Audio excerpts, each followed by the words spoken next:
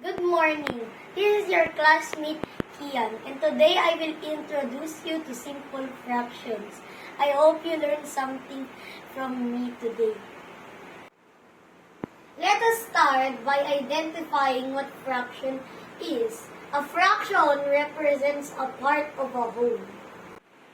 So let's start by looking at this picture of a yummy pizza. This is a whole pizza broken into equal parts. When you start to get hungry, you take a slice of this pizza. This is an example of fraction. A fraction has three parts. The first part is called a numerator, and it represents how many parts you have taken from the whole. So the next part is called the denominator. This represents how many parts the whole is divided into. So the line in the middle is called the fraction bar. This fraction bar separates the numerator and the denominator.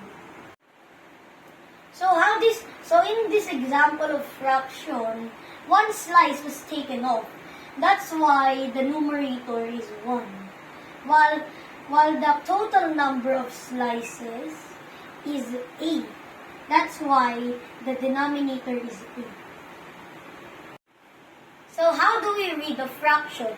We use the regular numbers for the numerator and the ordinal numbers for the denominator. That's why this fraction, we read it as 1/8.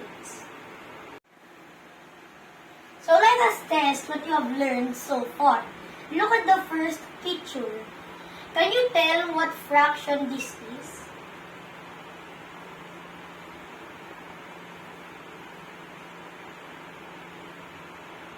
Very good. This fraction is 2/8.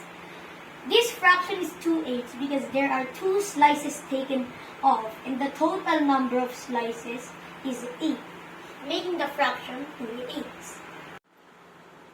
So let's move on to the second picture. Can you tell what fraction this is?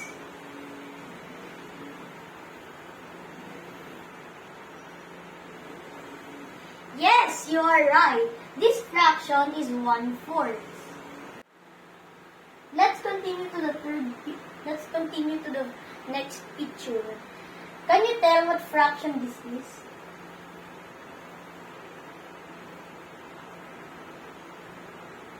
Alright, good job. This fraction is 4/8 because 4 slices were taken off and the total number of slices is 8.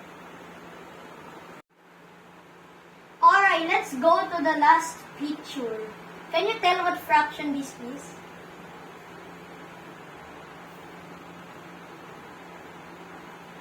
Nice work! This fraction is 3/8.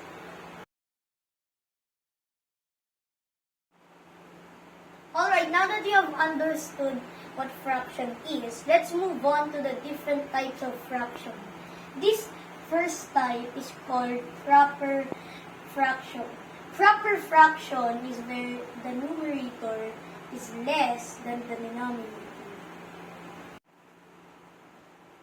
These are examples of proper fractions: 3/4, 2/3, and 8/10. As you can see, these numerators are less than their denominators. Now let's move on to the second type of fraction, which is called improper fraction. Improper fraction is where the numerator is greater than the denominator. This is an example of improper fraction, 5/4. As you can see, the numerator 5 is greater than the denominator 4. The third type of fraction is called the mixed fraction. The mixed fraction consists of a whole number and a fraction. We can convert this into improper fraction, but we'll discuss it in my next vlog. This is an example of mixed fraction, 2 and 1/3. As you can see, we have two whole number parts.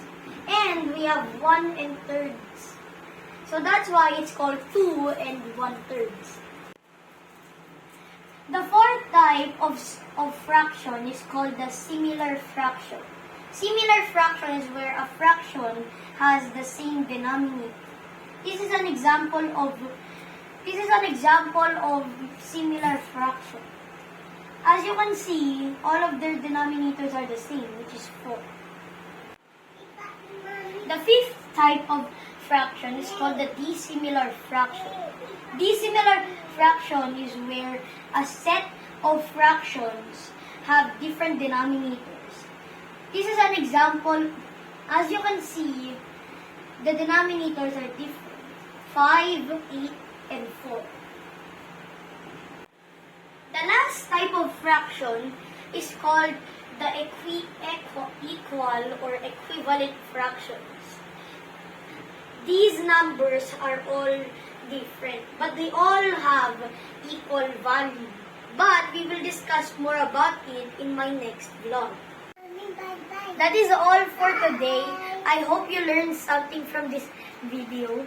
Feel free to like, subscribe, and hit the bell notification for more videos. And always remember, math is fun. Bye!